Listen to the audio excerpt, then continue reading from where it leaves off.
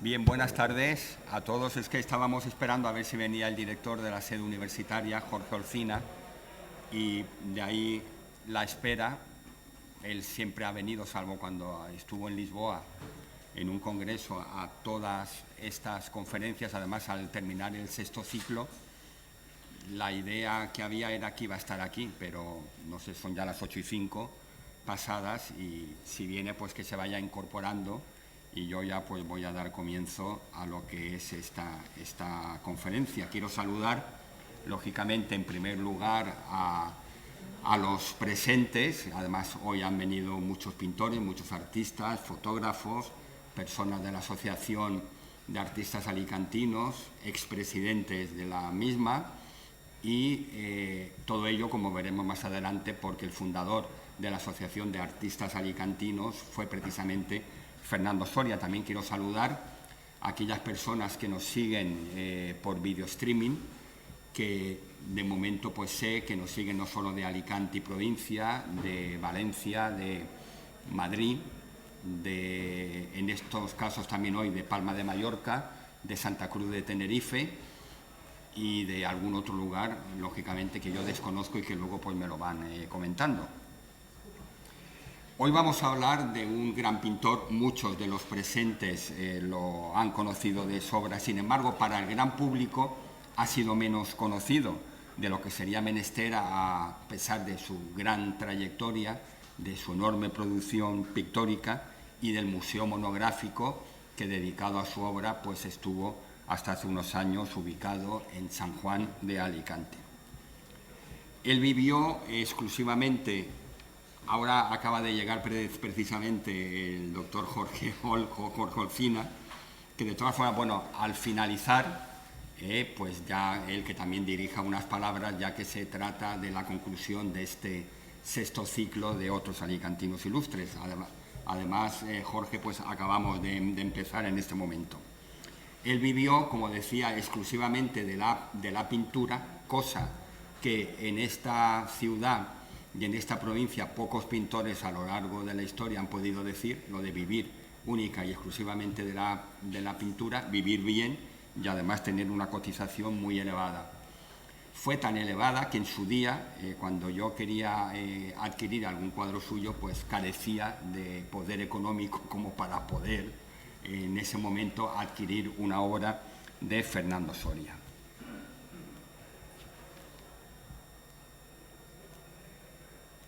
Bien, aquí lo tenemos en una de las fotos más características suyas, y además al lado de un autorretrato que fue el que se encontraba al entrar cuando la exposición que se hizo en el Palacio Gravina, en el actual Mubaj.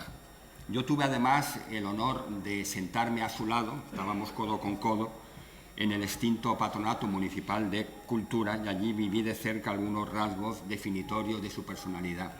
Además, también pues era curioso porque alguna vez, cuando de Alicante me desplazaba hacia San Juan, él vivía igual que yo en San Juan Pueblo, me lo encontraba, cuando lo veía o cuando tenía ocasión de poder parar el coche, me lo encontraba con Ina esperando el autobús, y insisto, alguna vez pues lo subí en el coche y lo llevé a su casa. ¿Y por qué este año hablar de Fernando Soria para culminar el sexto ciclo? Pues por la sencilla razón, entre otras muchas, pero la fundamental, porque este año se cumple el centenario del nacimiento de Fernando Soria. Entonces, este va a ser un poco un acto estelar para conmemorar el centenario de un pintor como Fernando Soria.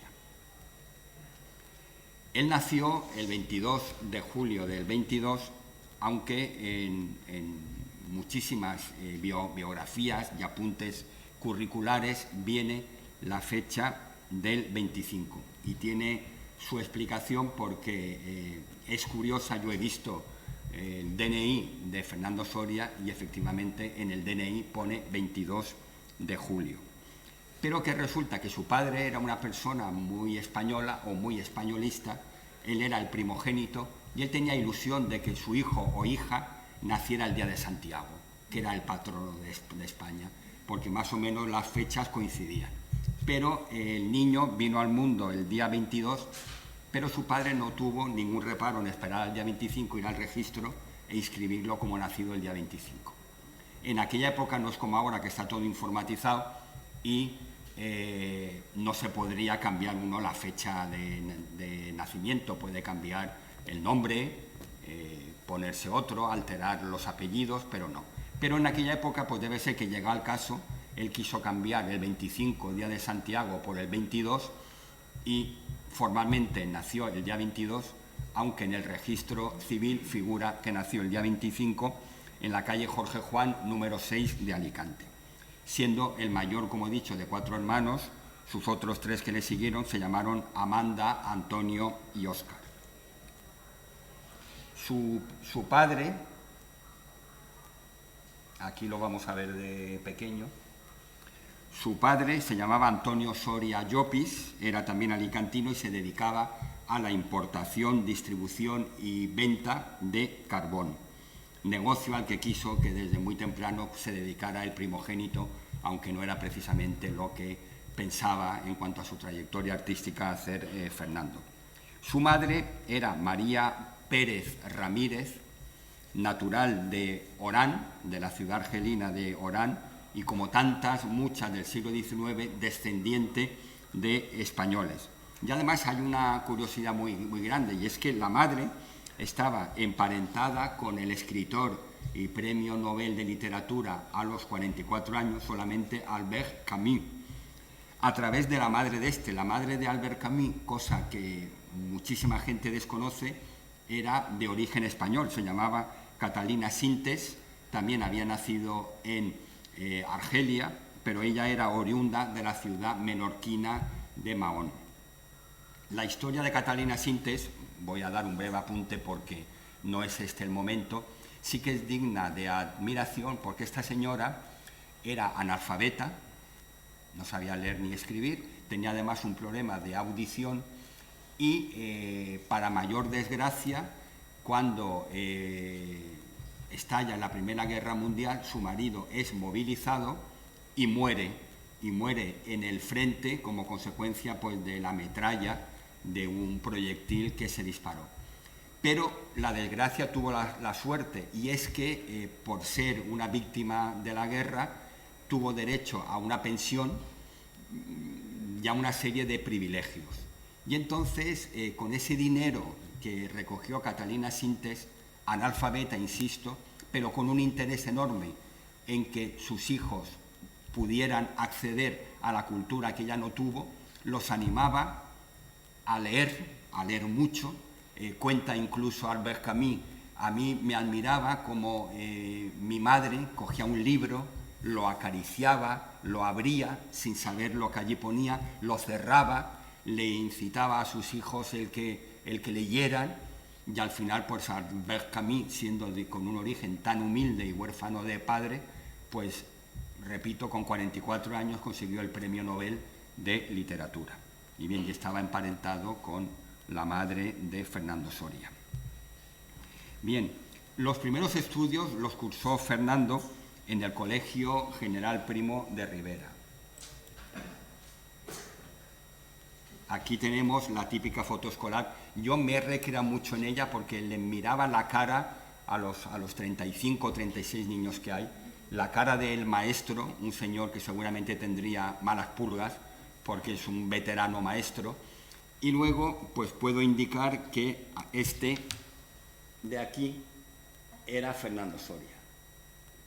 El colegio era el colegio entonces llamado Primo de Rivera porque se inauguró en 1928 en plena dictadura del general Primo de Rivera. Era por consiguiente un colegio novísimo cuando entró en él Fernando Soria, casi recién inaugurado, y además hoy en día existe, es un edificio protegido y se llama Colegio Campo Amor. Está al final del paseo de Campo Amor a mano izquierda y es un edificio pues, muy interesante, incluso viendo desde fuera la arquitectura del mismo y el concepto que en aquella época se tenía de lo que era un colegio. Cuando la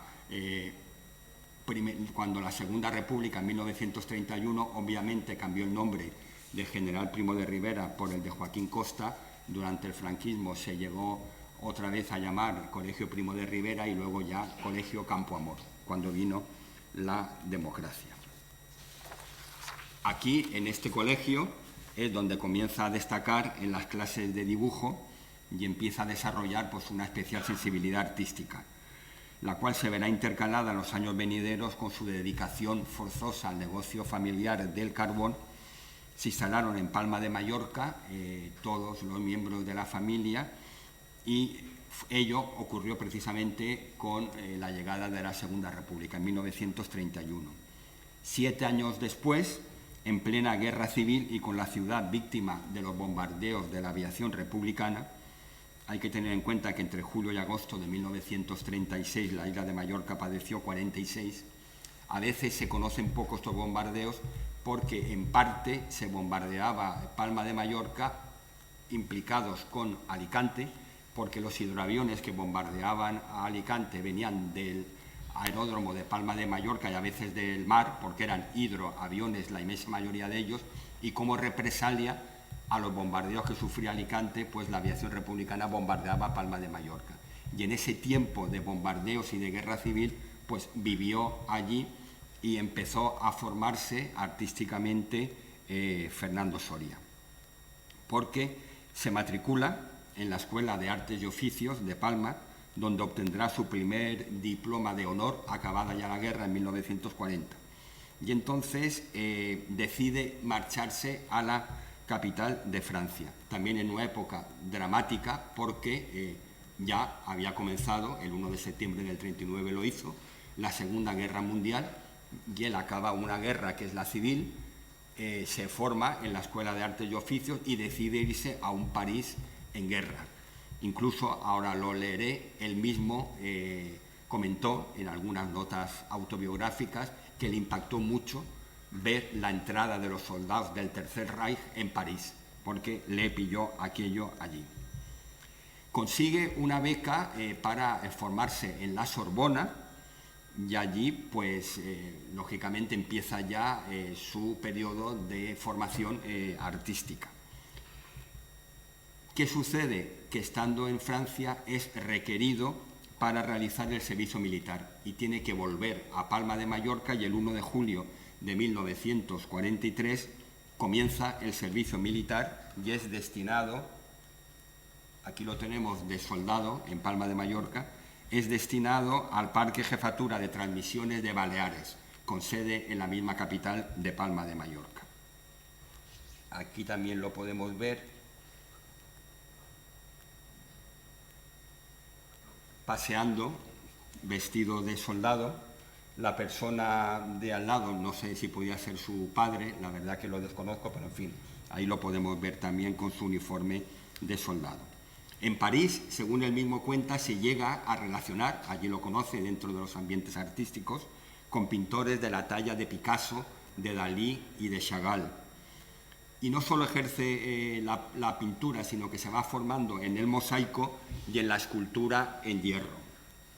Vivió, por eso lo pudo hacer en cierta manera de un modo confortable, no como solían, a pesar de la beca en la Sorbona, hacer los demás pintores bohemios que tenían que deambular por Montmartre y buscarse la vida a veces con angustia. Él vivió en casa de su tía Paquita, que era hermana de su madre, y toma contacto con la pintura expuesta en París en los grandes museos. Entonces es ahí donde conoce y queda admirado con impresionistas como Monet, como Degas o como Renoir, y con posimpresionistas como Gauguin.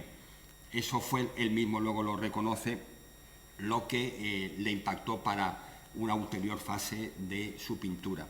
Habla de que observó el uso del color, la pincelada rápida y la captación de la luz en estos pintores, y todo aquello, insisto, le dejará una profunda huella artística. Él dice, cuenta literalmente, a los 17 años me marché de casa. De la escuela salté a París, donde estuve en contacto directo durante 4 años con el impresionismo. Esa etapa fue la que me cautivó. El impresionismo francés tiene un bello colorido y a su cierto amanerismo, dice él, podríamos decir manerismo, uní la virilidad de la pintura española y la fuerza del artista latino. En París como ya acabo de comentar, vi la entrada de las fuerzas del Tercer Reich, algo que tampoco olvidaré. Acaba el servicio militar y vuelve otra vez a un París ya en paz, ya liberado del nazismo, que lo fue aquello en agosto de 1944. Es un espíritu inquieto, ya vimos que nació en el 22, pasa una breve temporada en París y decide marchar a Londres, y de Londres a Ámsterdam. Todo para ¿qué? Para conocer fundamentalmente la pintura de los grandes artistas. En Londres pues van lógicamente a la National Gallery, va a la Wallace Collection, va al British Museum y luego en Ámsterdam va a la busca de Van Gogh. Y luego, pues, de ver todos aquellos museos y de ir aprendiendo y captando de los grandes maestros, decide volver a España y ya continuar con una formación mucho más selectiva. De tal manera que a partir del año 46 estudia en la Real Academia de Bellas Artes de San Carlos de Valencia y más tarde en la Real Academia de Bellas Artes de San Fernando de Madrid.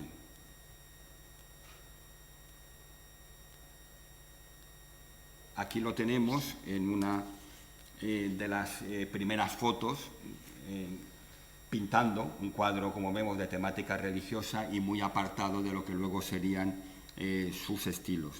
Esta foto es de marzo de 1950, cuando tenía 27 años. A partir de la década de los 50 comienza a realizar exposiciones de forma regular en Madrid y en distintas capitales de Europa, siendo sus principales destinos ciudades importantes de Alemania, de Francia y de Inglaterra. Esta es una época en la que constancia documental no existe. Él era un hombre joven, un hombre que viaja mucho y, por consiguiente, pues todo lo que de esta época conocemos es lo que él ha narrado con posterioridad. Y encontrándose en Madrid en una exposición, en una galería de la capital de España, conoce a la que sería su esposa, Inocencia Jiménez Berni, conocido por todos como Ina, que era natural de un pueblo de Zaragoza, de Biota, donde había nacido en 1915, por consiguiente era 7 años mayor que Fernando, y estaba muy bien relacionada. Precisamente su amistad con Isabel Carswell, llamada cariñosamente por su familia Dolly Carswell, hija del cónsul de Gran Bretaña en Murcia, le posibilitó el poder contactar con gente importante de aquella época del franquismo, a la que le vendió muchísimos cuadros. ¿Por qué? Porque Isabel Carswell estaba casada con Alfredo Sánchez Bella, que fue embajador y ministro durante el franquismo y que por ello le abrió muchas puertas de cara a vender cuadros que hoy en día sería muy difícil de localizar.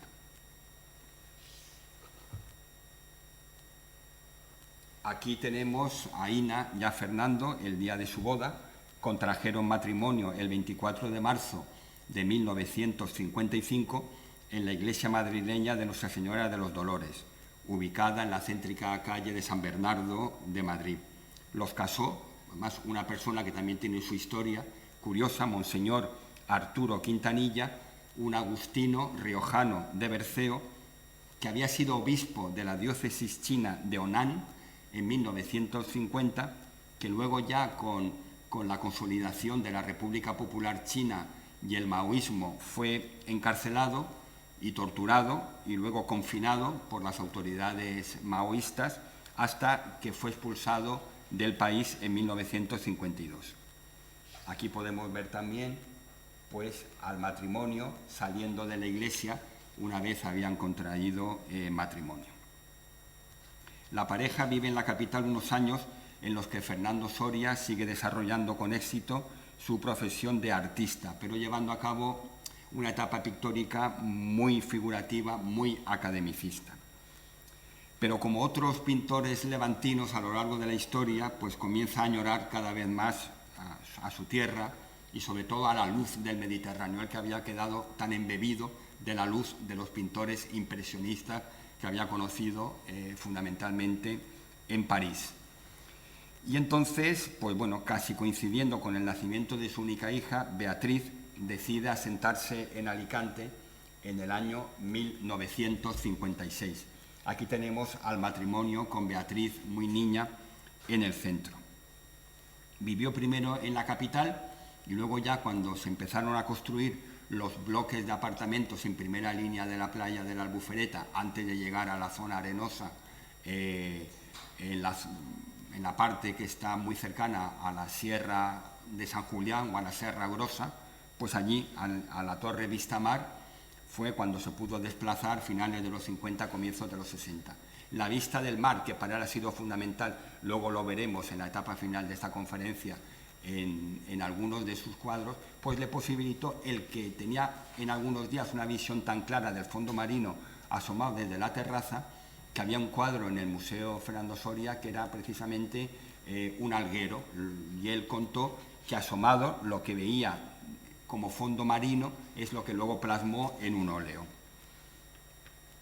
Luego, en los años 70, se trasladó finalmente a un chalet de San Juan Pueblo, junto a la conocida por Casa del Reloj, en el camino que lleva de San Juan Pueblo a Muchamiel, pues al lado, para quien conoce la zona del cuartel de la Guardia Civil.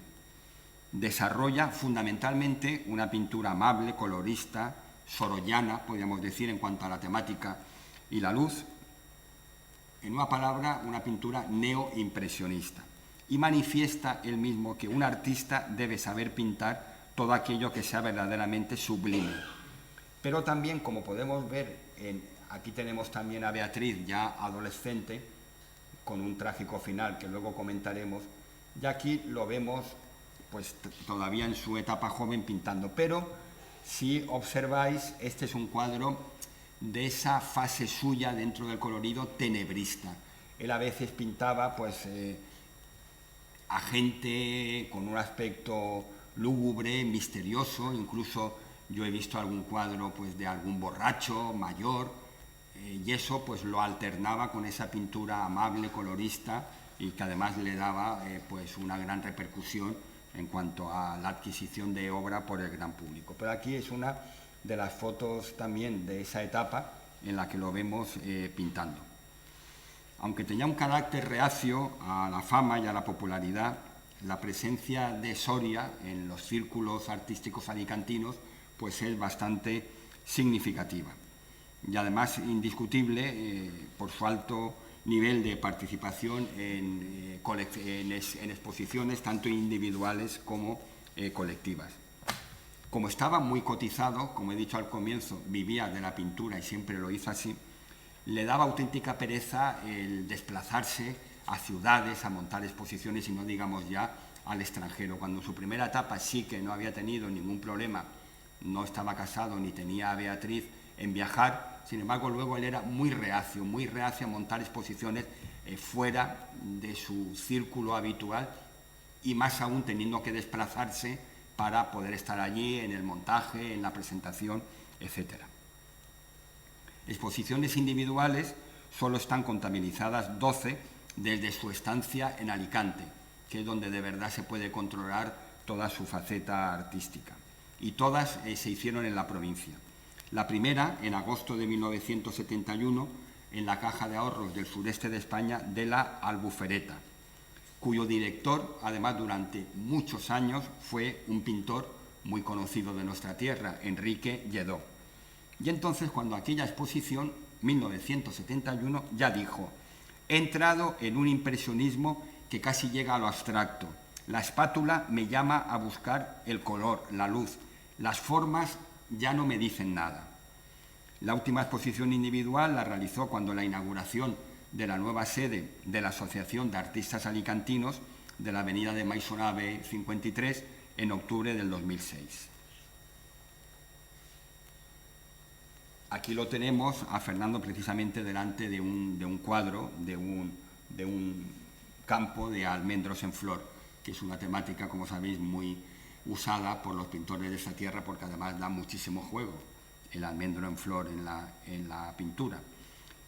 Colectivas hizo 59, la primera en el Casino de Torrevieja en agosto de 1966, que fue, bueno, podríamos llamarla colectiva porque no fue individual, pero esta primera exposición la hizo solamente con el pintor con Antonio González. La última, colectiva en julio del 2008 con artistas de Campello en la Casa de Cultura de esta localidad.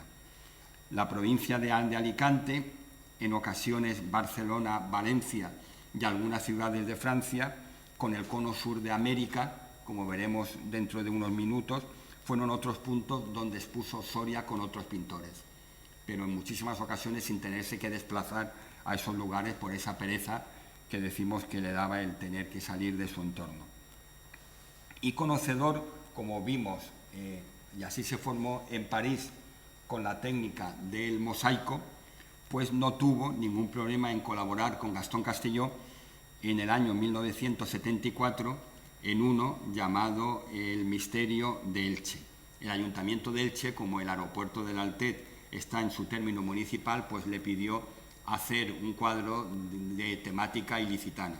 Y para ello, pues hizo Gastón Castelló, pero tenía muchos metros cuadrados ese mosaico, de ahí que pidiera ayuda a una serie de artistas alicantinos, este mosaico sobre el Misteri de Elche. Se colocó en el aeropuerto del Altet, repito, en 1974, y ahí a la izquierda lo vemos agachado a Fernando Soria con otros pintores alicantinos. Relacionado desde los tiempos de Madrid con muchas personas conocidas como el escritor César González Rubano, aquí también he seleccionado una foto en la que está en una exposición con el famoso periodista Tico Medina. Y residiendo en San Juan, pues acontece un hecho que obviamente marcará su vida. Hay un antes y un después, aunque no directamente implicado con esa tragedia que él tuvo que vivir, y es que el 6 de diciembre de 1983 muere su hija Beatriz a la edad de 27 años. Además, víctima de una enfermedad y de unas complicaciones que en aquel momento no se conocían muy bien y en donde tuvo que ver lo que hoy en día conocemos por anorexia. Podemos decir que en ese tiempo lo que era una anorexia, pues eso de no querer comer y de vomitar la comida y de adelgazar y de ver que vas perdiendo peso, etcétera, etcétera, pues no estaba tan diagnosticado ni tan tratado como lo puede ser en la actualidad. Beatriz muere y ese trágico suceso pues no impide el que continúe con su carrera pictórica. Aunque es cierto, no directamente implicado con ello, porque también a continuación siguió tratando el color, pero sí que es cierto porque en algunos cuadros precisamente él representa la muerte de un modo muy tenebroso, de ahí que esta conferencia se llame El pintor de la luz y las tinieblas, pero sí que en cierta manera marcó la vida de que una chica, aquí la tenemos con su abuela paterna, una chica con 27 años, pues muera de una anorexia y sea la hija única, pues evidentemente fue un drama tremendo para Ina y para Fernando. Y precisamente su abuela, María Pérez, pues moriría algo después, el 16 de marzo de 1986, a la edad de 80 años. Y ahora, entre las muchas exposiciones que hizo en Alicante, sí que he querido destacar una, porque además fue iniciativa privada, la Sala Montejano, que muchos la recordarán en la avenida de Alfonso el Sabio, y entonces se le ocurrió en febrero-marzo de 1990 pues elegir a los que en aquel momento él podía considerar que eran 10 artistas muy importantes de la ciudad de Alicante, algunos de ellos muertos, unos mejores que otros, pero bueno, 10 hombres que en la Sala Montejano podían representar de una manera amplia lo mejor de la pintura alicantina de aquella época. Y estos aquí los tenemos.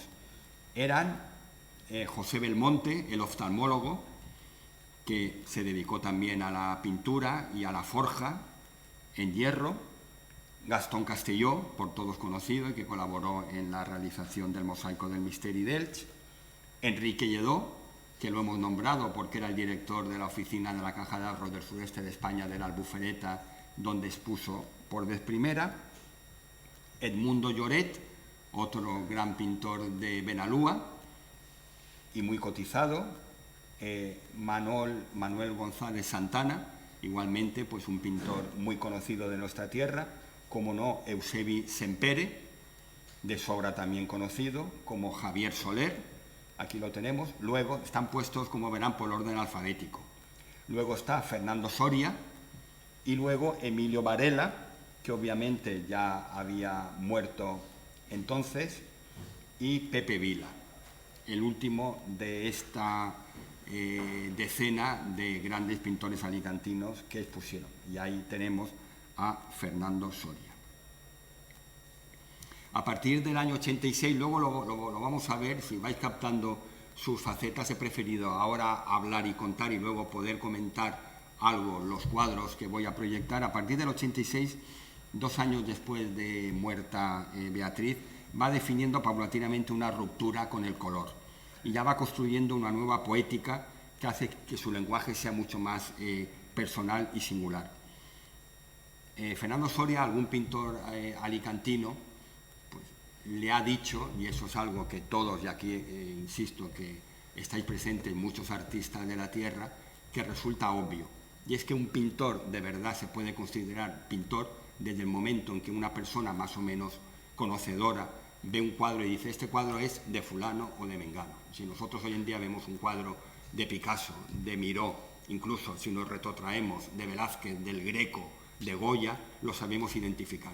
Y en la época contemporánea lo mismo. Uno ve un cuadro de Enrique Lledó, ve un cuadro de Manolo Baeza o ve un cuadro de Javier Soler y enseguida lo identifica. Y Fernando Soria tenía muy claro que el pintor tenía que ser conocido por una obra muy peculiar, muy particular, muy singular de él. Abandona ese neoimpresionismo de cara a una clarísima abstracción figurativa, donde además empieza a privar el movimiento. Luego veremos cómo él empieza a curvar los muebles, los veladores, las cómodas, a darle dentro del cuadro un movimiento muy sui generis a los elementos del mismo. Luego iría camino de la geometría en un universo además de colores grises. Esos objetos, lo vamos a ver, se distorsionan en un movimiento imposible, los negros y los grises van ganando terreno al color, pero también resulta curioso, como seguidamente observaremos, como en esos cuadros de blancos, negros y grises siempre deja, y nunca mejor dicho, una pincelada de color, aunque haya que buscarla. En un cuadro de ellos ya de una abstracción pseudofigurativa, buscaremos en algún hueco y veremos esas pinceladas de color que quieren romper con esa negrura, digamos que él además lo explica muy bien a raíz de exponer en el Mubaj, en el Palacio de Gravina. Esa impronta precisamente tiene lugar en mayo del 94, aquí está el catálogo de la exposición de Gravina, con un cuadro en la portada que veremos luego en toda la relación, y desde luego ello marcó un antes y un después en la evolución pictórica de Fernando Soria. En esta exposición exhibirá algún cuadro que deja entrever figuras geométricas de tintes cubistas. Y él dirá de su etapa en blanco y negro lo siguiente: los colores en general representan para los humanos motivos de alegría, de esperanza y de deseo, o presagios de buena o de mala suerte. Los blancos y negros para mí significan perdurabilidad, ya que simbolizan el día y la noche sin ocaso alguno. Aquí hay por lo menos 2 grandes fotógrafos de nuestra tierra, Pepe y Fernando, y lo mismo que pasa con el cine negro, con las películas en blanco y negro, yo creo que estaréis conmigo en que la fotografía en blanco y negro, como el cine en blanco y negro, tienen un atractivo especial. No todo tiene que ser color, no todo tiene que ser una gran producción. ¿Qué juego da una foto en blanco y negro? ¿Qué juego da en Fernando Soria un cuadro en blanco y negro? En este catálogo de esta exposición, pues aquí vemos algunos cuadros suyos. Pues por ejemplo este, que es una maternidad, que veremos después, ya ampliamente en pantalla. Pues bien, en el catálogo Vicente Ramos, que no era precisamente un crítico de arte, pero una persona de una sensibilidad, pues afirma que en la trayectoria pictórica de Fernando Soria se sustancia en una palabra, que es la de la búsqueda. Y Adrián Espí dirá de Soria: una obra, la suya, asentada y construida sobre el hondo sentimiento y la más dinámica de las sensibilidades. La última etapa de la vida de Fernando giró en torno al Cosmos. Una obra de esta etapa también la vamos a ver después, porque no es precisamente de las conocidas y se ha mantenido prácticamente siempre guardada. En enero del año 2000, vamos a ir adelantando, aquí tenemos el hall de entrada del Palacio Gravina cuando la exposición de Fernando, con el famoso autorretrato que ya hemos visto con anterioridad. Y ahora veremos lo que sucede en enero del 2000. La Diputación y la Asociación de Artistas Alicantinos, que sigue gozosamente vigente y con cientos, yo creo, de artistas en una tierra como la nuestra, de una gran creatividad, organizaron una exposición de 30 cuadros titulada 10 pintores alicantinos, otra vez 10. Con la colaboración del Ministerio de Asuntos Exteriores, saldría ese mismo año, 2000, y durante varios meses por países de Iberoamérica como Argentina o como Brasil, bajo el título de 10 pintores mediterráneos. Lógicamente en América la palabra mediterráneo vendía mucho más que la palabra alicantino, que para muchos pues, no podían saber ni lo que significaba. Ya hemos citado a la Asociación de Artistas Alicantinos. Desde mediados de los años 70, Fernando Soria hablaba de la necesidad de crear en Alicante un círculo de bellas artes o un ateneo artístico para dar acogida a todas las disciplinas posibles. Ese interés y empeño en congregar las artes en una entidad tangible llegó con la fundación de la Asociación de Artistas Alicantinos, tras casi un año de gestiones y realización de sus estatutos. Quedó constituida el 25 de enero de 1997. La presentación de la asociación se celebró en el Casino de Alicante y Fernando Soria, como primer presidente fundador de la misma, dio un breve discurso en el que afirmaba el humilde propósito de la asociación, la defensa y difusión del arte alicantino. Yo recuerdo aquella inauguración de la sede de la calle García Morato, donde pues, prácticamente al lado o incluso abajo de donde vivió y tuvo su estudio Gastón Castelló, y también otra pintora en el mismo edificio que Gastón Castelló, que abajo estuvo la Casa de Orihuela, tiene su estudio Dolores Balsalobre. Pues bien, allí pues, surgió lo que fue la Asociación de Artistas Alicantinos y sigue siendo hoy en día. Luego cambió de sede, hemos visto en Maisonave, ahora que está en Arquitecto Morey y que sigue con una vigencia muy grande. Curiosamente, la calle donde aquella primigenia sede de la Asociación de Artistas Alicantinos en la actualidad tiene el nombre de un pintor. Se llama calle de José Gutiérrez Petén, del pintor Petén. Entre los galardones que a lo largo de su vida tuvo Fernando Soria, pues citaré que en 1984 recibió la medalla de plata y diploma en el premio Fernand Dupré de la ciudad francesa de Cholet. En 1987 un primer premio en Alfaz del Pi, en el 96 premio al mejor artista extranjero en el 40 Salón Internacional de la Sociedad de Bellas Artes de Béziers, en Francia, a donde acudieron a esos certámenes de Bellas Artes muchísimos pintores alicantinos, y al año siguiente allí mismo logró una medalla de oro.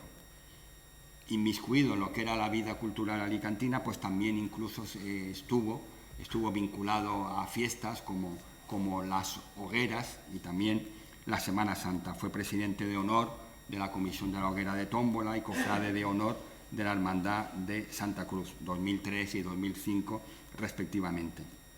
San Juan le concedió la medalla de oro de la Villa el 21 de mayo de 1983 y el 17 de agosto del 2008 le rotuló con su nombre una calle, la calle de San Juan Pueblo. Además, la urbanización construida donde estuvo su chalet se llama Urbanización Pintor Fernando Soria. Alicante hizo lo propio con una avenida el 17 de junio del 2002, a la par que se la concedían también al historiador Vicente Ramos, al pintor José Pérez Gil y al escultor José Gutiérrez, primo hermano precisamente del otro José Gutiérrez Petén que hemos citado. El 19 de noviembre de 2007 muere su querida mujer Ina a los 92 años y finalmente el 16 de mayo del 2009 lo hace Fernando a la edad de 86 años. y ambos fallecieron en el pueblo de San Juan, donde residían, pero están enterrados en el panteón familiar del cementerio de Alicante. Al igual que con la Asociación de Artistas Alicantinos, Soria ya empezaba a plantearse la donación de todos sus fondos pictóricos a mediados de la década de los años 80. En muchas ocasiones habló de una posible donación al Ayuntamiento de San Juan o a la Diputación de Alicante a cambio de que se creara una escuela de arte, incluso pues algún aula, alguna sala que llevase el nombre de Beatriz Soria, de su hija. Muerto el artista, todo aquello fructificó. Primero, el 5 de febrero del 2010, en que quedó constituida la Fundación Fernando Soria, yo pienso que con acierto, porque la donación a un ente, a un ayuntamiento, luego puede dispersar la obra, mientras que la Fundación es receptora y veladora, guardiana de la misma, y luego ya pues se puede exponer donde era voluntad de Fernando Soria que lo hiciera. Y bien, todo, insisto, fructifica de una manera rápida, y aquí pues está el presidente de la Fundación, Juan Antonio York, que sabe mucho del trabajo que hizo en aquel momento, y el 31 de mayo del 2013 es cuando se inaugura oficialmente el Museo Fernando Soria, en un acto presidido por la entonces directora general de Cultura, Marta Alonso. Y se inaugura en la Casa del Reloj de San Joan d'Alacant, y el museo fue creado por decisión unánime del Ayuntamiento en pleno. Todos los partidos políticos apoyaron la creación de este museo en un tiempo en el que el alcalde de San Joan era Edmundo Seva. Y de esta manera se cumplió el deseo de Fernando Soria de que el municipio donde viviera una larga y última etapa de su vida y donde falleciera, pues albergara su gran colección artística para uso y disfrute de sus conciudadanos.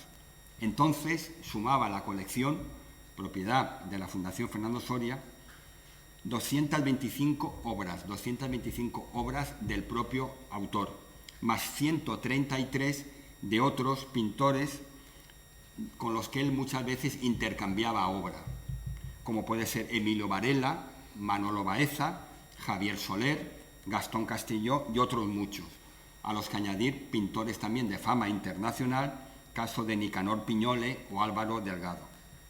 Con el paso del tiempo se han ido incorporando casi todos los fondos, pues también del pintor local Claudio Crespo Diócres, hasta sumar 432 piezas artísticas.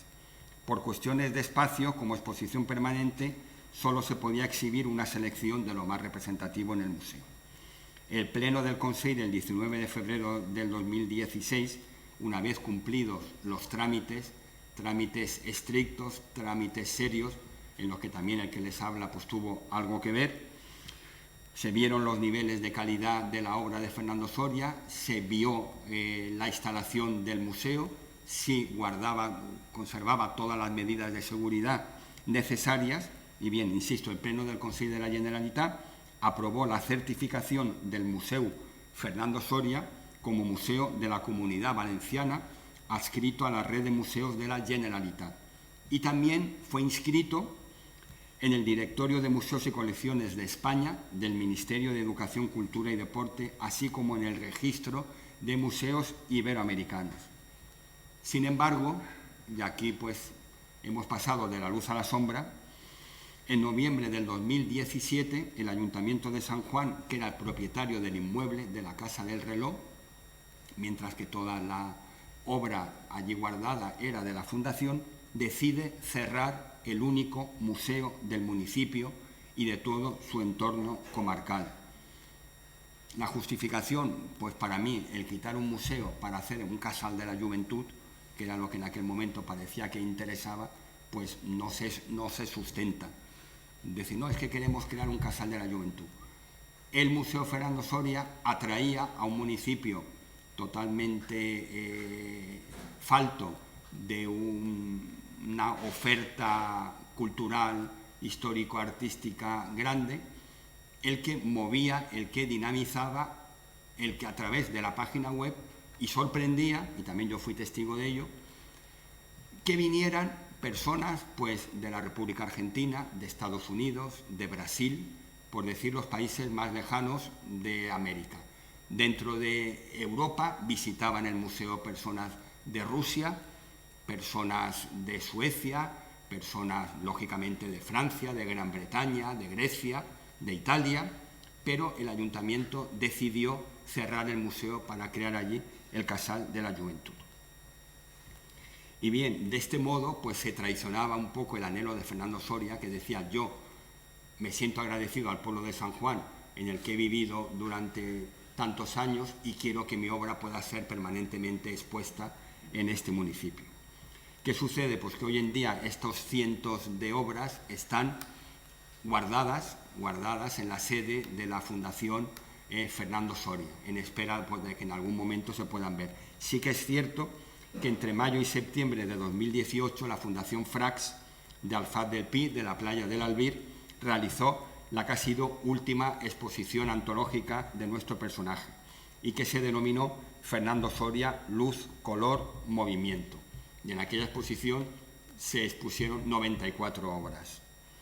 Y ahora sí que vamos a ver un resumen de los cuadros más representativos de las distintas etapas por las que pasó la trayectoria artística de Fernando Soria.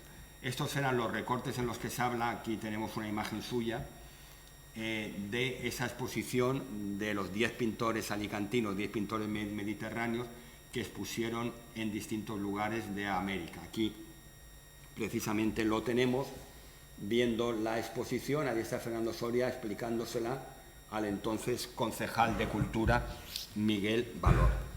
El primer cuadro conocido de Fernando Soria es este. Ya ahí intuimos ese tenebrismo del que hablé con anterioridad y que porque tiene algunos cuadros también de aquelarres, de, insisto, de personas alcohólicas, pero este es el primer cuadro del que se tiene constancia. Luego aquí tenemos otro cuadro de una primera etapa, pues de estos típicos que son copias de otras obras. En esta es la copia del famoso cuadro de Velázquez, de Inocencio X, del que siempre se ha comentado que por su cara pues era un hombre que tenía que imponer respeto. Fue un papa del siglo XVI y que fue tataranieto de Juan Borgia o Borja, a la vez hijo de Lucrecia Borgia, a la vez hija del Papa Alejandro VI. Puede llamar la atención decir, ¿cómo que era hija de un papa? Pues si conocemos la historia de los Borgia de Játiva, pues sabemos que tanto Calixto III como Alejandro VI fueron papas de la famosa familia Borgia, pero que tuvieron muchos hijos. Los más conocidos, pues César y Lucrecia Borgia. Pues bien, este papa era descendiente de los Borgia. Aquí tenemos un retrato que era el de la madrastra de Ina, Jacinta Monsegur. Todavía, digamos que falta la consolidación como un artista que ya vemos aquí. Aquí ya, si lo comparamos con el cuadro anterior, la cosa cambia, porque este es otro retrato, y curiosamente de Monseñor Arturo Quintanilla, el obispo que los casó, como hemos visto con anterioridad. Luego viene una representación de un cuadro encantador, de un cuadro con un conjunto de colores impactantes y que además, cuando estaba expuesto en el museo, llamaba la atención de muchísima gente, y es el de Beatriz durmiendo. Ahí tenemos ese cuadro que yo creo que es uno de los más representativos de la pintura de Fernando Soria de aquella época. Y ya nos volcamos en un neoimpresionismo claro. Aquí tenemos una procesión, espátula, pintura muy suelta. Al fondo se puede observar una virgen sacada en procesión, los monaguillos, sacerdote y la gente. Y aquí otra procesión, la del Corpus. Ahí está la custodia, el palio, saliendo de una iglesia, y podemos observar pues, todos los colores pues, plenos de carga lumínica que nos marcan pues ese neo o ese posimpresionismo de Fernando Soria, donde él recordaba pues lo que había visto en los impresionistas clásicos del 19-20 en París, fundamentalmente.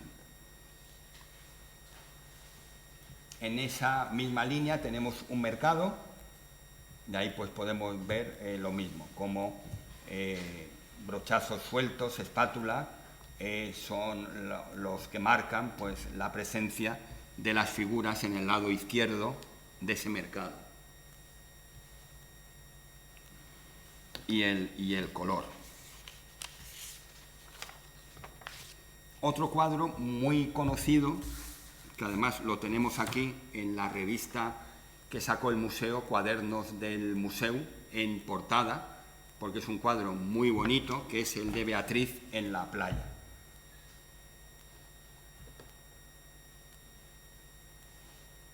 Ahí lo tenemos.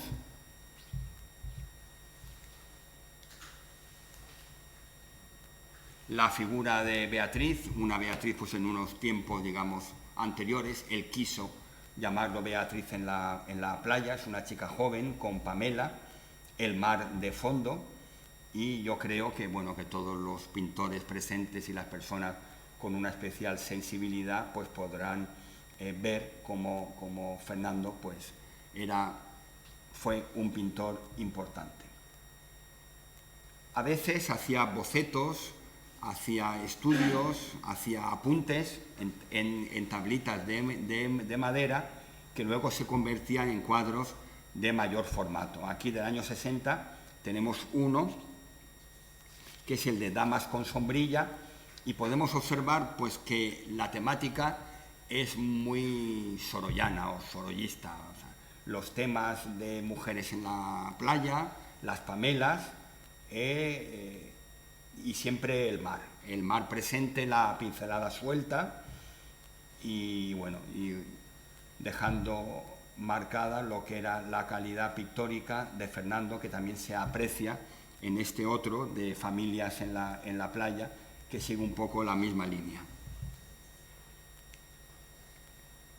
Vemos los distintos personajes en un estilo pues particular de Fernando. Y lo mismo podemos decir de esto, del balcón sobre la playa. El mar, los veleros, el matrimonio, la niña, la barandilla.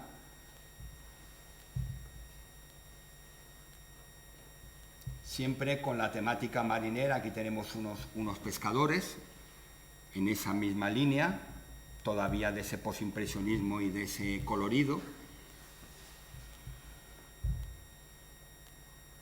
Los que estoy aquí mostrándoos son unos cuadros muy significativos, y en algunos momentos también, sobre todo cuando cambia de estilo, cuadros que tenía él en su propia colección y que no formaban parte entonces de lo que casualmente era lo más comercial, porque yo he visto algunos cuadros de Fernando en algunas casas particulares, y ahí podíamos decir que el cuadro quizá estaba menos suelto, el cuadro iba hacia una figuración mayor, pero era el cuadro que de verdad vendía y por el que él estaba muy cotizado. Y a veces este tipo de cuadros, vuestros bocetos, pues él los guardaba pues porque les daba un gran valor.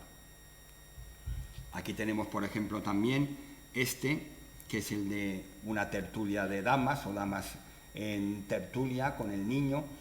Ya se empiezan a apreciar, si vemos el fondo, un balcón abierto, casi siempre abierto al mar, como veremos a continuación, una distorsión de las figuras. Ya vemos ahí unas ventanas que parece que se están moviendo, ya vemos unas figuras en las que el movimiento no llega a ser del todo real. Aquí tenemos otro cuadro, El beso, que es pues una pareja ya de cierta edad dándose un beso en un parque, otro cuadro significativo de su estilo. Este también otro motivo pesquero, faenando en la barca. Ahí vemos también las manchas de color, la espátula, los brochazos, el movimiento que con 4 trazos tiene el cuadro, en el que pues hay 2 pescadores que han echado la red y que están recogiendo los peces. Aquí tenemos esta marina, también muy significativa suya, siempre un fondo que a veces nos puede parecer el sol, a veces de noche nos puede parecer la luna.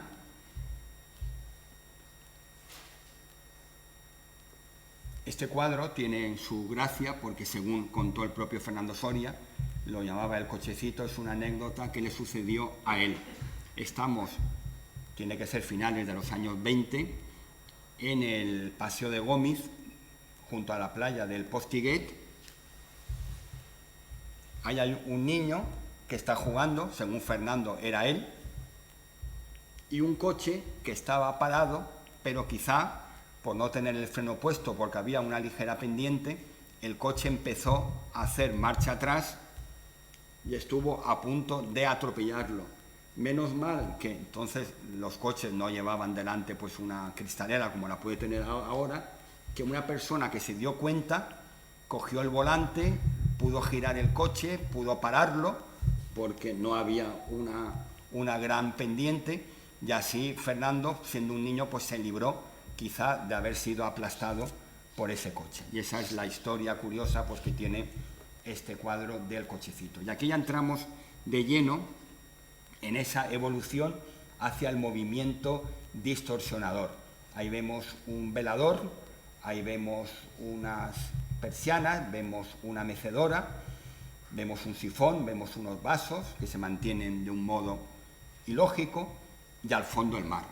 Siempre un fondo que te da salida al cuadro, que te lo hace respirar, que es el mar. En este caso pues puede parecer una luna más que un sol, pero siempre el mar, y ya va perdiendo el color que tenía en esa etapa posimpresionista y que también vemos en esta máquina de coser, torcida, distorsionada, igual que los balcones, y al fondo siempre el mar, una vista del mar. Aquí igualmente pues tenemos el mar siempre de fondo, el velador distorsionado con unos objetos de cristal puestos encima. Aquí veremos un sifón, igualmente en la misma línea con el mar al fondo y con la luna o el sol. Y observamos también cómo paulatinamente va perdiendo el color, pero aún deja, como luego veremos en los de blanco y negro, algún toque mucho más cromático, que lo tenemos ahí, que tiene una fuerza cromática mayor que todo el resto del cuadro. Y aquí ya entramos de lleno en la etapa de la abstracción figurativa y de los blancos y negros. Este cuadro, él lo tituló Dama con Pamela. Hay una abstracción figurativa, hay unos blancos, negros y grises por la mezcla de ambos y el toque de color del que he hablado antes. En este caso, pues es un toque, y valga la redundancia, que tiene la Pamela de la primera figura.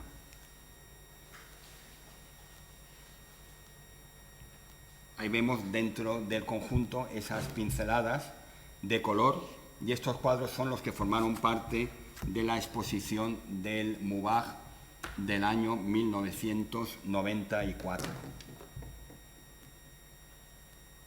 Aquí igualmente, en este caso son dos damas, una tertulia de damas con sombrero, e igualmente el mar de fondo y el toque de color. Aquí también lo vemos algo, pero es esa evolución hacia la degradación del color y hacia la llegada de los blancos y negros. Esta es una maternidad, vemos el niño, vemos la mujer con el pecho, y arriba también en el pelo pues esas 4 pinceladas de color que rompe con los blancos y con los negros. En este caso dejamos ya las figuras y nos adentramos en lo que son dados y dominó. Hace una amalgama de figuras geométricas, al fin y al cabo una ficha de dominó y un dado son unos elementos geométricos, su velador, y, como siempre, un balcón y el mar al fondo. Este forma parte de ese tenebrismo del que he hablado. Él lo llamó Apocalipsis. Tiene algunos cuadros muy tenebristas, muy de muerte, muy de dolor. Y aquí igualmente esa mano que sale de la barca y el toque de color bajo a la derecha.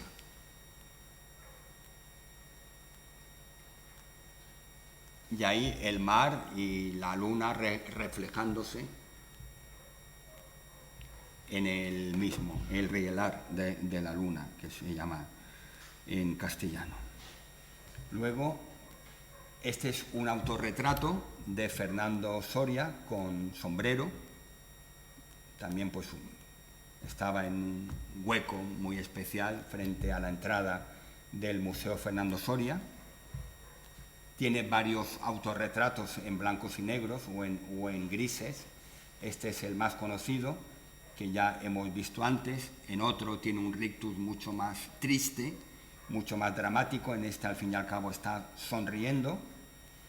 Y aquí tenemos ese cuadro que es el que forma parte de la colección del Mubaj. Aquí observamos figuras geométricas, los dados en el ángulo superior derecho. Nos puede recordar también esa cara al cubismo. Y este cuadro pues es una recreación de Felipe IV, del famoso cuadro de Velázquez de Felipe IV, con sus bigotes, y a la vez de Fernando Soria. O sea, lo podemos interpretar como que es una recreación del cuadro de Velázquez de Fernando Soria, pero a la vez es el propio Fernando Soria el que ese cuadro de Felipe IV de Velázquez pues lo representa de ese modo, pero a la vez se está él mismo representando. Y por último, en cuanto a cuadros, pues lo que he dicho de esa etapa del cosmos, que este cuadro lo llamó creación espacial de mundo sólido, y forma parte del cosmos y ya es una mezcla de grises negros con algunos toques de color y, como se podrá ver, con unos ojos. De esos también existe una colección grande de cuadros de esa serie del cosmos. Y bien, vamos ya terminando. Esta es la casa donde vivió Fernando Soria, la última o la penúltima etapa de su vida, antes de marcharse a la Rambla de San Juan a un piso. Esta era la casa y esto era la finca de la Casa del Reloj de San Juan. Esta era la entrada del Museo Fernando Soria, hoy en día la entrada del Casal de la Juventud de San Juan. Y esta es la carretera que une el pueblo de San Juan con Muchamiel. Esa parte ya desapareció y, como he dicho antes, es la urbanización Fernando Soria. Y luego quiero terminar pues con una foto entrañable que hace ver la de años que vivieron juntos, cuando ya no se casaron muy jóvenes, pero el amor y el cariño que siempre hubo entre Fernando e Ina. Es una foto muy conocida, pero si os fijáis en la mirada de ambos, se ve como ya ancianos el amor, el afecto y el cariño seguía muy presente en ellos.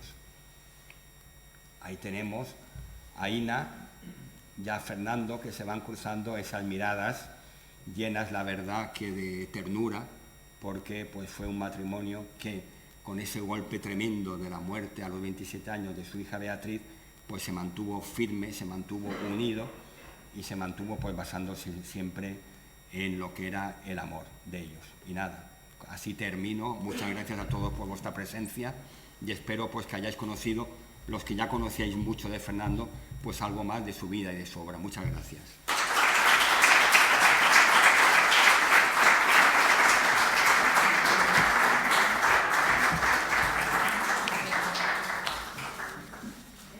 Si hay alguna persona que desea comentar algo o hacer alguna observación o pregunta, pues este es el momento.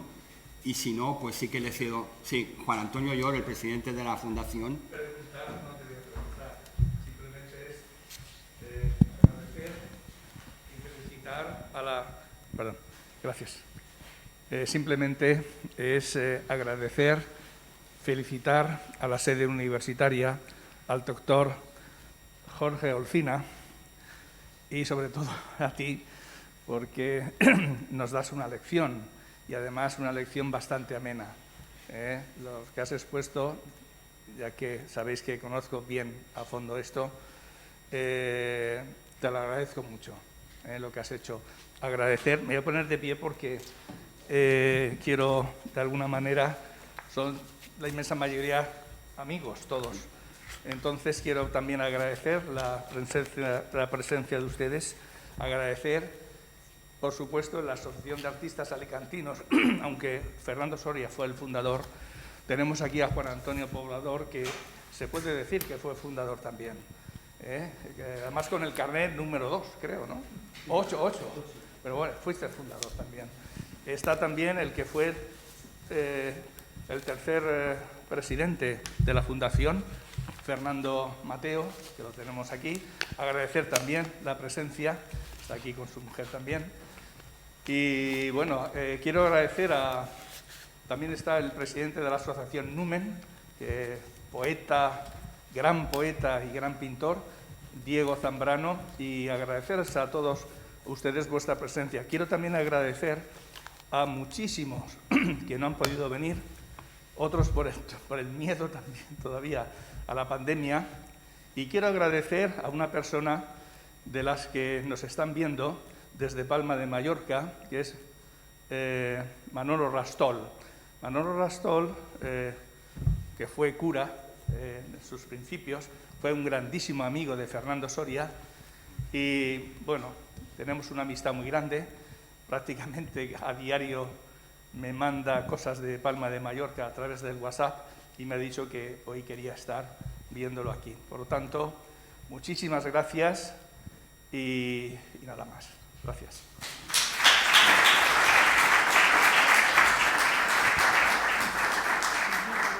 Yo le pido, por favor, al profesor Jorge Olcina, ya que clausuramos este sexto ciclo, pues que él, como director de esta sede universitaria, y además nos podía dar una charla magnífica sobre estas inclemencias climatológicas, como catedrático que es de la Universidad de Alicante, porque al comienzo iba a decirles bienvenidos al invierno.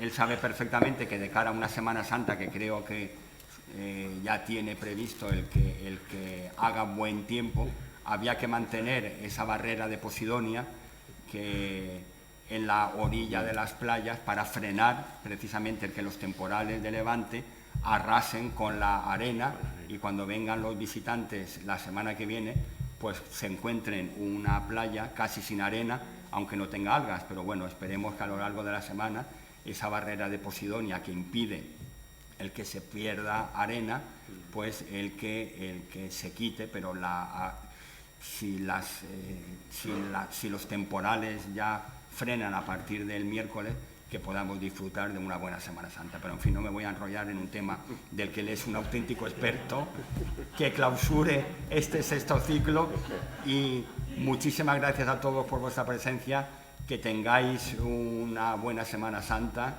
un buen verano y que el tiempo, la salud, la suerte y la paz nos acompañen. Muchas gracias.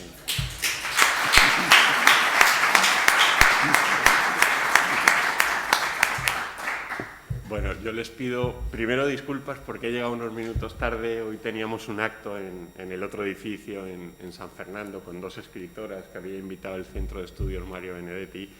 Y bueno, entre que ha empezado el acto un poquito más tarde y tal, me he retrasado. Les pido disculpas porque quería haber llegado puntual para estar al inicio en la presentación de esta conferencia de Joaquín. Y solamente pues me queda decir dos cosas. En primer lugar, gracias, Joaquín, porque de nuevo ha sido un verdadero placer este sexto ciclo de Otros Alicantinos Ilustres. Y nos quedan ahora pues dos tareas importantes, ¿no?